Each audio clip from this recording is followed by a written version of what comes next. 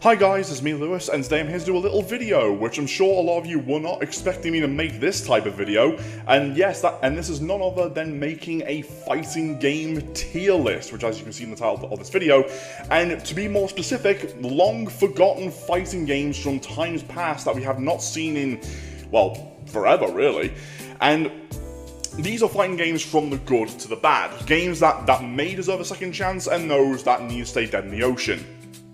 But of course, this is all just my personal opinion, so we're going to get right into it, shall we? Starting off with a fighting game that's not so strong, but not so weak either, and that is none other than Mace the Dark Age. Now, this game had tons of potential of being a Mortal Kombat Soul Calibur hybrid clone, and I'm going to be honest with you, despite its clunky controls, it was actually kind of a fun fighting game, I'm not going to lie. Primarily because of the fact that it had some really cool, unique characters. Fatalities were definitely for its time, I will be honest about that. And what was even more interesting, though, was that the fact that the game's engine was using the exact same engine that the arcade version was running on as well, for the that was also powered for the N64 also, which is also kind of interesting. But if I'm going to be honest with you, the story for Mace the Dark Age, it's so much interesting to listen to rather than Soul Calibur's, because it involves a evil mace called the Mace of Tanis that's held by the final boss Asmodeus, and of course the Covenant of Seven, being of course one of them, Lord Deimos, the poster boy of this game, is no doubt in my mind one of the most interesting villain characters in the game, and if Mace the Dark Age ever got a reboot in the future and ever had a chance to see the light of day of being a potential weapons 3D fighter that with tons of blood and gore that rivals Mortal Kombat, I would definitely put it in the most definitely category, because what's interesting though is that this game still gets talked about to this very day, and I'm genuinely shocked it still has a cult following. Not a big one per se, but still a cult following regardless. But here's where things get more interesting though, because no one, and I mean no one, even holds the rights to the Mace the Dark Age IP. Not even Warner Brothers, not even NetherRealms. So anybody can just pick up the rights to Mace the Dark Age and just do whatever the hell they want with it. And I really do hope that one day someone does pick up the rights to this game, because it does deserve that chance. It really does.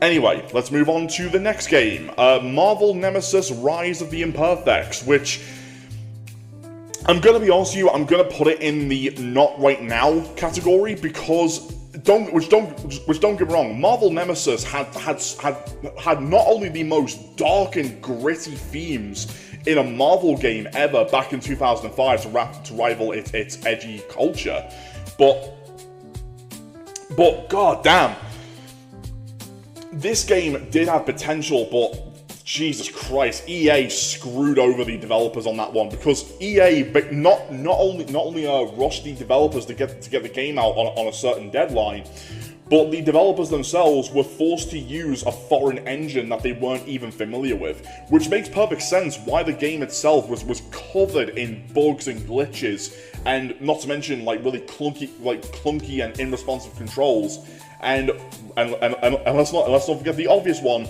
annoying AIs.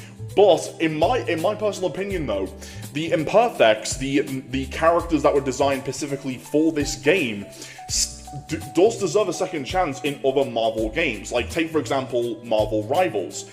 I personally believe characters like Johnny Ohm, Brigade, Hazmat, The Wink, Solara, Paragon, and Niles Van Rokel all deserve that season pass update spotlight where people can actually give those characters a try and see how they turn out. And in all honesty, the Imperfects in my eyes do deserve a second chance of coming back. And just like Mace the Dark Age, Marvel Nemesis gets talked about frequently, and I mean frequently to a high degree. So Marvel Nemesis in my eyes does deserve to come back, but just not at this point in time.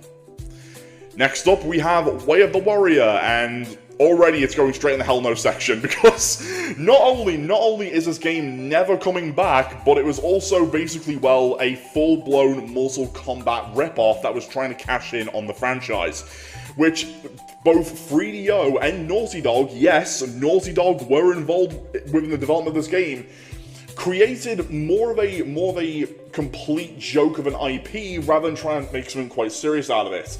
And what do I mean by this? Well, not only were the character designs looked very generic and just very, well, tedious, but it was more along the lines of is that the actors, the quote-unquote actors, I should say, were actually the developers' friends and family members, because 3DO and Naughty Dog couldn't hire actual professional stunt performers to play the role as the characters for the sprites. So they had to get their friends to do that for them, and when you look at them, it definitely shows. So unfortunately, Way of the Warrior is going to stay dead in the ocean, and it has to for obvious reasons.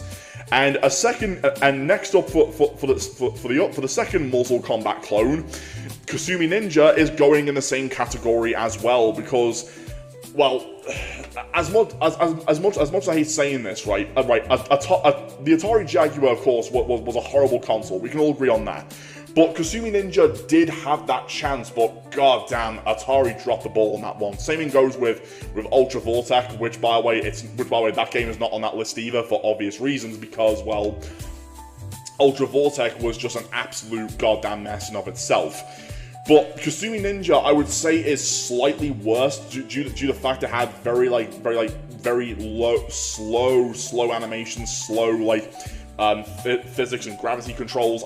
What was Atari thinking on that? I will never know. But the one thing I will give out as a spoiler, though, I'm actually best friends with the actor who played Angus within the game, the Scotsman who lifts his fucking kilts up and just pisses out a giant fucking fireball, which I don't know what logic that makes, but okay, fair enough. But yeah, Kasumi Ninja, I don't see this game coming back anytime soon. It definitely needs to stay dead. And now for the third Mortal Kombat clone, Tattoo Assassins, and oh boy, oh boy, oh boy, oh boy, oh boy. Where the hell do I put this? Okay, so Tattoo Assassins, I can actually see this game making a grand return, despite the fact it never got an official release. The only way you could play this is through emulation, or possibly the arcade. The official arcade machine that was still unfinished due to its development, that you can only play at the American arcade area, Galloping Ghosts Arcade. But when you look at Tattoo Assassin's very obscure yet very crude fatalities, I personally believe by today's standards you can actually make a Mortal Kombat parody out of this, because if you think about it, you can actually hire professional stunt actors who are willing to do the job for you. You can actually have what is it? Hilarious fatalities that will make anyone laugh, from flatulence to basically, well, very obscure gory humor.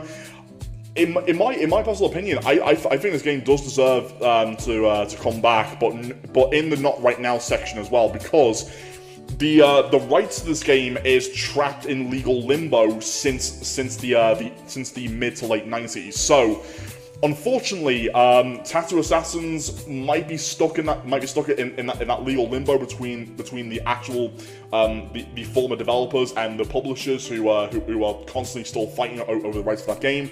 But who knows? Tattoo Assassins, in my eyes, deserves to come back, but not at this point in time. And speaking of time, we have Time Killers, and okay, I know some people are going to give me shit when I say this, and rightfully so, but I'm going to put it in the most definitely category, primarily because the fact of, as well, in my eyes, this game does deserve a second chance. It has all the ideas and all the creativity to make a good fighting game that involves time travel, but due to its ugly character designs, and let's be real, button controls that has zero combo mechanics for a weapon-based fighter, Strata Games dropped the ball on that one. Same thing goes with another IP that they made, which I'll get to that one later on. But unfortunately, it just fell flat on its face. And Time Killers, at the moment is actually the rights for that game and Stratos' other IP are being held by a company called Bash Gaming Studio, which, I'm going to be honest with you right now, they haven't done anything with those two IPs yet, and I don't think they ever will for a very long time, but who knows. Time Killers, in my eyes, definitely needs a lot of fixing, and I mean a lot of fixing, so there's that. Next up, we have Clay Fighter. We all know where this is going.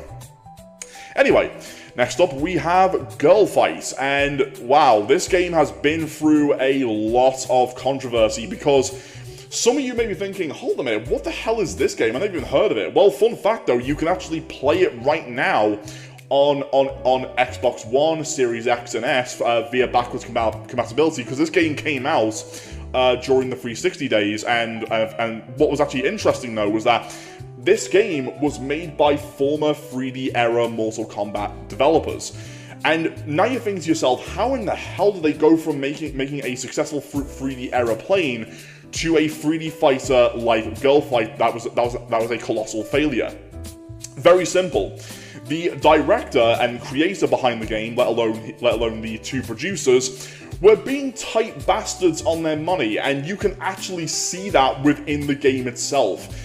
The game is a low budget 3D mess, and what I recently discovered is that the developer of the Yandere simulator was involved with the development of this game. Yes, you heard that correct. That lazy degenerate bastard was somehow involved with the development of that game, and some people are thinking, if I were to choose whether it should go in what category, I would say not sure, because this game, even though Kung Fu Factory still holds on to the rights to this title, I don't see it coming back anytime soon.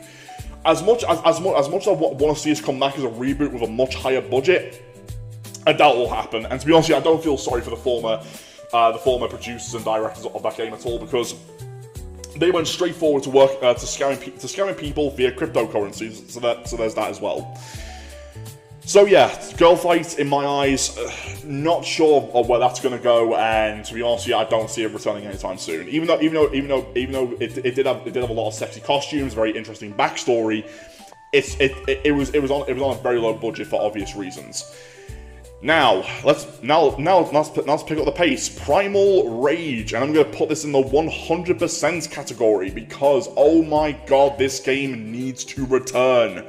This game has got a bigger cult following than any other fighting game that's on this list at the moment. Bigger than Mr. Dark Age, bigger than Marvel Nemesis. Primal Rage needs that comeback, and oh my god, Warner Brothers and NetherRealms have been sitting on this game for God knows how long. And to be honest with you, NetherRealms, despite the fact that they are in deep shit with MK1 right now, and of course it's already been confirmed that Injustice 3 is in the works, and a lot of people are very skeptical with how that game's going to go. In my eyes, Primal Rage needs that return. Whether it's NetherRealms working on it, or if Warner Bros. Actually hires another studio that's an expert in fighting games that can try and revive it, it doesn't matter. The point is, Primal Rage was an all-time classic for me back in the arcades and the PlayStation 1. I fell in love with playing characters such as Blizzard, the Gorilla Yeti hybrid, and Diablo, the T-Rex. And with all different species of dinosaurs and different types like kaiju monsters, so to say, there's so much you can do with that. There's so many ideas you can have for new characters, more gory fatalities with dinosaurs and giant gorillas trying to kill each other. You know, stuff like that. That'd be great. Even online, that would be fun as hell to play. And of course, yeah, the game doesn't need to have a full cinematic story like Mortal Kombat.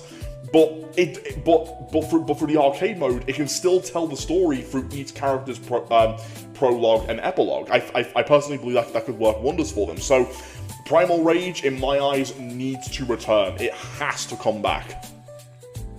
And now, here's an interesting one on this list: Biofreaks. Now, Biofreaks, of course, I mentioned this in my piloted episode of Fix the Fighting Game.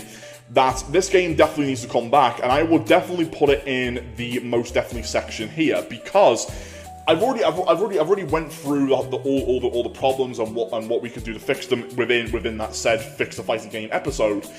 But in my perspective, though, this game had a very interesting theme of turning a fighting game into a blood sports game show, and it was so damn awesome. I loved the way they went with that, the gritty tones, the violence, the dismemberment system. It had all of that.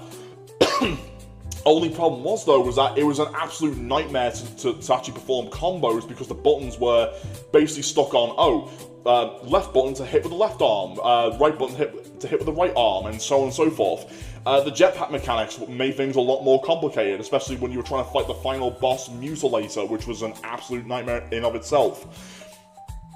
But in all honesty, though, BioFreaks, if I remember correctly, is owned by NetherRealms, or if not, who knows. But in all actuality, this game, in my eyes, needs to make a return. Not of course right now at this second, but in the future, it most definitely needs to. And if it ever does get like a re-release on the PS5 or the PlayStation 1 version or the N64 version, to be exact, for the N64 library for the Switch, then happy days. I think that could put a lot of smiles on people's faces. I think that could work wonders. Now, let's move on to Rise of the Robots. And okay, we can all agree this game, especially with its sequel, was dog shit. It had some of the worst controls, worst animations, and worst features to ever include in a fighting game, right? But a robot fighting game, I don't know what it is, but robot fighting games seem to have this curse on them, because Metal Revolution was about to come out. They got bought out by a Chinese company and got shut down. Rising Thunder was about to come out. They got bought out by Riot Games, and of course that project was scrapped. And Rise of the Robots had that potential, but the problem is, though, the developers behind this series had no clue how to make an actual fighting game. All they knew was how to make great 3D models. And given the fact that the rights holder, who was the original director of the series, is still holding on to his IP, there has been rumors going around that it may come back, but if I were to put this, I would put it in the not right now section as well, because let's be real, this game, there is some unique ideas in there. There really is.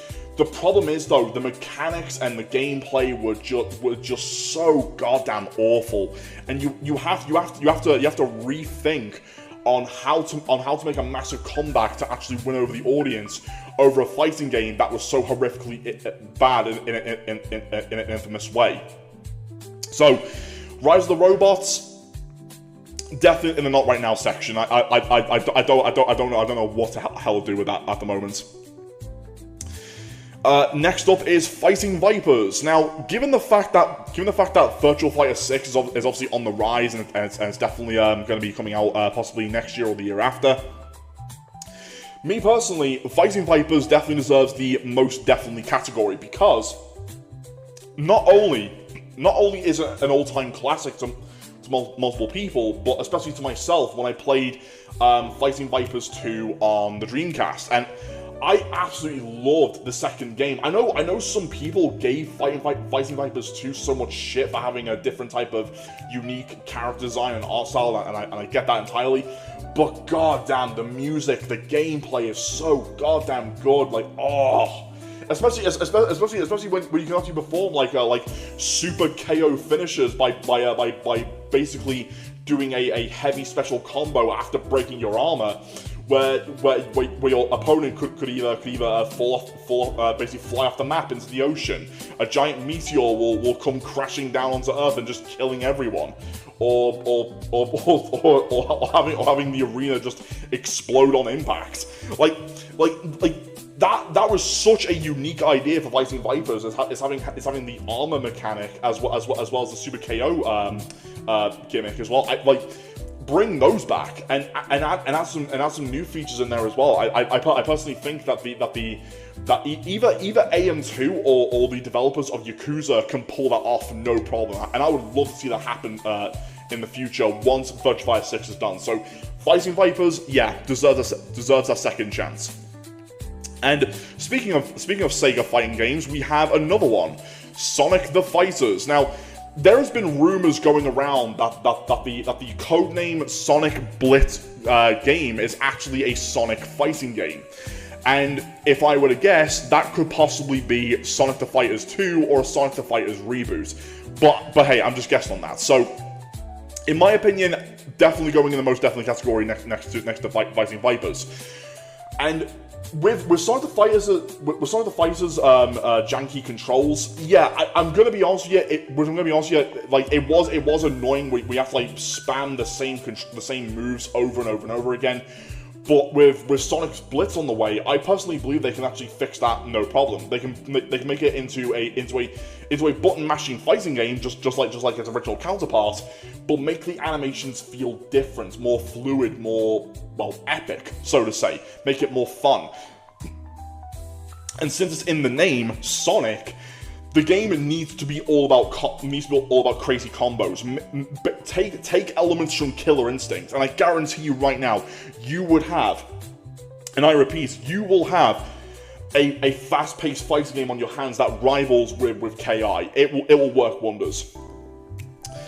Now, next up is a long-forgotten Capcom title, and that is none other than Darkstalkers. And of course, Darkstalkers is going in 100%, and there's a good reason for that. Darkstalkers is the second most popular fighting game from Capcom, and they haven't done anything with this IP in God knows how long, other than making a bunch of re-releases, and of course, yeah, it did make it onto the Capcom Fighting Collection, which is, you know, much appreciated Capcom, but we want a reboot or a continuation after the third game, Vampire Savior. But unfortunately, though, if other Capcom fighting games want to come back, Darkstalkers needs to come back first, and that's the only way it's gonna work. I mean, for God's sake, yeah, we did have Darkstalkers Resurrection, where Capcom believed that if this game sells well, we might actually reboot Darkstalkers, and of course, it didn't sell well, and of course, well, it basically fell flat on its face, despite the fact it did get a lot of good reviews, and people were still begging for a new Darkstalkers game. And sadly though, this could take a very long time for Darkstalkers to make a massive return after all these years. Yes, Street Fighter 6 is doing well, we can all agree on that, but what's going to happen to Capcom's fighting game department? That's the million-dollar question. So, a game like Darkstalkers, we'll see. We'll see how it turns out for them. It does need to come back though. That much is definitely obvious. Next up is Fighters Destiny, and wow, I don't know whether to put this in the not right now or the not sure category, because this, the developers behind the series, Genki, is still alive, and of course they made a massive comeback with the Tokyo Extreme Racer reboot that just came out a few months ago. But with Fighters Destiny, I'm not sure if this game is going to come back. Like, it's a 50-50, because people still talk about it. They go, oh yeah, I remember that. I remember playing that back on the Nintendo 64, and it had that very weird star point mechanic, which in my opinion, I did not like the star point mechanic, primarily because I rather prefer, you know, depleting one's health all the way down to zero rather than doing like a simple one special knockout or a counter throw to get star points. I would rather like to see a reboot of Fighters Destiny where it does keep the star point system as a mode, but they have a classic mode where you can actually play the game in the traditional sense of what a 3D fighter should play as. And it does have some unique, interesting characters, don't get me wrong, despite the fact that the game rarely has a story behind it, which I'm going to be real with you right now. But in my eyes, Fighters Destiny, I'm not entirely sure where the hell to go with this. It is a very, very difficult choice in that one, so it's going to stay in the not sure section. Now, moving on to the second Capcom fighting game, and possibly the third most popular one, and my all-time favorite from Capcom, is the Power Stone series. And as much as I want to put it in the 100% category, it's going to go straight into the most definitely category. Primarily because the fact is that, well, not just because the fact is that Capcom needs to revive Darkstalkers in order for games like Power Stone to come back. But oh my god, Power Stone was so much fun. It was very similar to Marvel Nemesis, just more of a party-themed based type of fighting game with a bunch of like ethnic stereotypical characters done in anime form.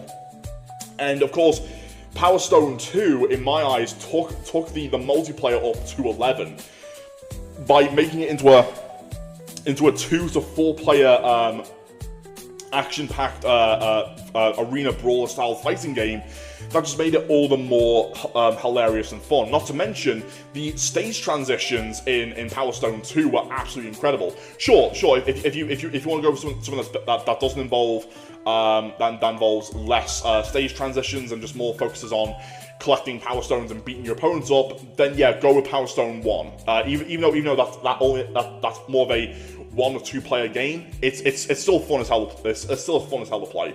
Power Stone is so damn good, and if Capcom ever gets a chance to make another Capcom crossover fighting game, please, for the love of God, put Edward Falcon and possibly Jack or Ryoma in the roster, please.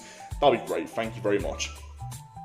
Now, back to another Sega fighting game IP, and I'm going to be quite biased on this one. Eternal Champions, and of course, as we may have seen from the Power Surge campaign that Sega's doing, and them reviving a bunch of IPs, and Sega reviving Eternal Champions, being on that list as well.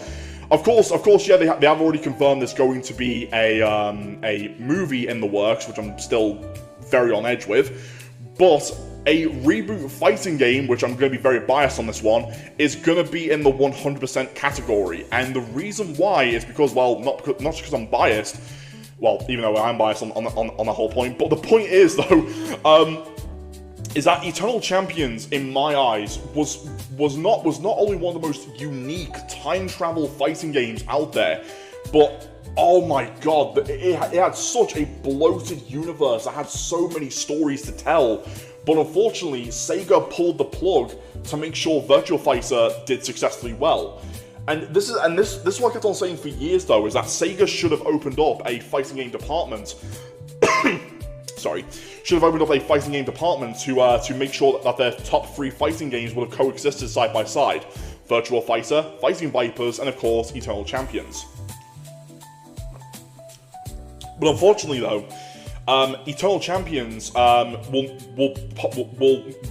never going to see the light of day until obviously its trademark revival, where there's a good chance, and I mean a very, very good chance, that we could see a reboot video game in the works if the movie is only made to advertise for that particular project, which I'm hoping to God that's the case, and not just a movie in general, Which, oh, come on, Sega, they're doing so well with their Power Surge campaign, and I don't want them to screw this up. I really don't want them to. But Eternal Champions, in my eyes, the fatalities were gory as hell. The character designs were unique. The story was interesting as hell. And if I'm going to be honest with you, like a reboot will work wonders to actually finish off the trilogy from the first game all the way to the final chapter. It will definitely work. So Eternal Champions, yeah, definitely in the 100% category. It definitely needs to be on there. Next up is World Heroes, and of course we've seen the recent release of Fatal Fury: City of the Wolves, which I'm going to be honest with you, has a very weird yet very bizarre roster, especially with Cristiano Ronaldo and that other guy who looks just like Maximilian dude. The point is, though, is that World Heroes, in my perspective, does deserve that massive comeback after all these years. And goddamn, SNK has been on a roll of reviving their IP of their classic IP titles, especially with the whole Samurai Showdown reboot that's been going on with them. And World Heroes, I think, should definitely make that comeback after Fatal Fury. I personally believe it should. And in my eyes, I would put it in the not right now section at the moment, because there's a good chance we could possibly see King of Fighters 16 in development, or perhaps another Kairi Warriors reboot game, which could happen in the future. We never know. But in all actuality, though, World Heroes, which again was another time-traveling fighting game, does deserve that comeback, especially when you have a character that looks like Hulk Hogan. You have a Viking. You have a ninja, if I remember correctly, an American football player, which I found quite bizarre, but hey, it is what it is. But hey, World Heroes, yeah, definitely deserves that chance, but just not at this moment in time. Okay, next up is a big one. Def Jam Fight for New York, and it's going straight in the 100% category. Holy shit, this game needs that revival. It needs to come back. Like, everyone still talks about this very day. Hell, even Def Jam Records themselves have been teasing a possible new Def Jam game, if not a HD remaster of Fight for New York. And of course, this game in particular that you can see right here is no doubt one of the best, and I mean one of the absolute best arena brawler games ever created by Aki before they closed down back in 2006. And tragically, Def Jam Icon, which, yes, the game that nobody should ever talk about, was the game that tragically killed the series. But in my eyes, now's a good time as any to revive Fight for New York. Oh my god, I missed playing characters like Snoop Dogg, Mac 10, Flavor Flav, Blaze, Pockets. There was so hell. Even Danny Trejo is in this bloody game. Yes, Danny Trejo was in the roster of Fight for New York, and oh my god, mate.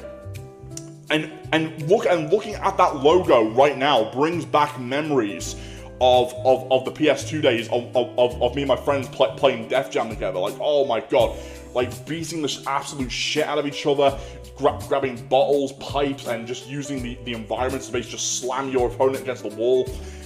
It's an absolute delight to see. I would love to see that come back. I really do. Alright, next up is Criticom, and of course, yes, Criticom is quite the controversial game, despite the fact it had very ugly character designs, clunky controls that were far too sticky, and the AI was far too aggressive. But if I were to say in what category to put it in, I would put it in the not right now section here as well. Which is mainly because the fact was that the current right holders to Criticom and Dark Rift, and another fighting game that I've got on this list as well, is now being held by a company called Pico Interactive. And they actually did something with the Criticom series. They actually released its sequel, Dark Rift, onto Steam. Which, yeah, you can play it, but just be warned, it's not a great fighting game. It like Dark Rift does fix all the problems that Criticom has, but it's not great either. And the Criticom series could have been one hell of a sci-fi version of a Soul Calibur competitor. But if the developers didn't rush the game to release it before Christmas, then maybe Chronos might have stayed alive for a much longer period of time, and they would have actually had a success on their hands. But speaking of success, we actually have, so much of a success. We have Cardinal Sin, another Chronos title, which I'm gonna be honest with you right now, right? This game will go in the most definitely category, and oh my god, this game came so close to making a good fighting game, if not a decent one. All it needed was just a little bit more time in the oven, and And oh my god, what turned a lot of people off with this was the clunky controls and the movements. It just needed that little extra month or two in the oven, and I guarantee you, it would have been a huge success for Chronos. They could have continued forward with a sequel on this game, and to those who don't know, Cardinal Sin is basically a more gory yet more violent version, let alone a very fucked up version of Soul Calibur. Because yeah, it does tell a much better story than Criticom. I can tell you that right now, because it has that violent Game of Thrones-esque type of vibe to it. But oh my god, it was fucked on so many levels. But Cardinal Sin most definitely needs to come back. And if Pico Interactive even thinks about like doing like a re-release for the PlayStation Marketplace, I would say pick it up and give it a try. I would definitely say that. Even though it will have clunky controls, it could be a fun time. And speaking of clunky controls and games that have potential, we have none other than Bloodstorm, and oh my god. This game, just like Time Killers, definitely had that second chance to come back, and sadly,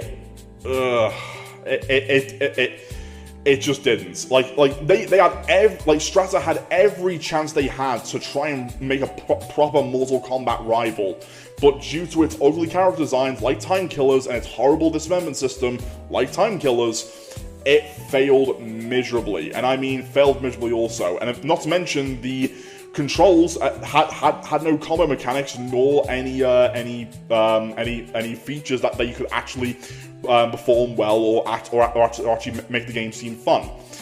But if I were to choose on where it should go, this most definitely should go in the 100% category. And some of you are thinking, what? Why put that in there? Now hold your horses, people, because considering the fact that Mortal Kombat again is in deep shit right now, there is a good chance that Bash Gaming Studio can actually find a development studio to make a proper reboot for Bloodstorm. Now, again, it doesn't need to be a full high budget game, and rightfully so. All it needs is just good gameplay, good fun, and for a weapons-based fighter, I would say make it as a more fast-paced version of Samurai Showdown. But of course, take out the dismemberment system as the core mechanic, and turn it into a full-blown feature that turns into a more ultra-violent, ultra-combo fatality, which I think could work. So yeah, fast-paced gameplay with ultra combo fatalities that are very similar to Killer Instinct, but of course a lot more violent. So Bloodstorm, just like Time Killers, needs a lot of fixing, and I mean a lot of fixing. So there's that as well. So 100% definitely needs to come back. It deserves that chance. And speaking of games that deserves a 100%, is none other than Tournament Fighters, or Teenage Mutant Ninja Turtles Tournament Fighters. And yes, this game, well, the SNES version, I would say, was no doubt one of the most fun versions I played. Now, granted, I only had the Sega Mega Drive version, and I instantly regretted buying that. But it wasn't until around 20-something years later when I got my my bootleg SNES console with the 101 games built into a cartridge. I actually got my hands on playing Tournament Fighters, and Tournament Fighters, in my eyes, was no doubt well, the SNES version was no doubt amazing. Like I sat there and thought to myself, how the hell did Capcom screw up the Sega Mega Drive version? I will never know. But the point is, take the elements that worked with the SNES version and slightly crank it up to I wouldn't say 10, but more like 9. Just make sure it has a fair balance. And of course, yeah, the SNES version did have some balancing issues. I will say that in most, but in my eyes, that can be fixed, no problem. Tournament Fighters as a reboot, however, oh my god, there are so many Ninja Turtles characters within this franchise. There is so many you can go for now. And of course, yeah, Bebop and Rocksteady have to be in the base roster now, because yes, they were background cameos in the SNES version, but in all actuality, them being playable characters with their sledgehammer and chainsaw as weapons, oh, there is so much creativity you can go with that. That would make it so much fun. So yeah, Tournament Fighters 100% needs that comeback. It really does. Now, back to the Capcom fighting games, and that's none other than Star Gladiator. Now, Star Gladiator will go in the not right now category, because even though I love its sequel Plasma Sword a lot better than the first game, due to the fact that Star Gladiator 1 was a very rough game, due to the fact that it was Capcom's first ever attempt of making an in-house 3D fighter. Plasma Sword, on the other hand, actually is a massive upgrade, and since we have the Capcom Fighting Collection 2 coming out, or it's already out altogether, I completely lost track of the release date.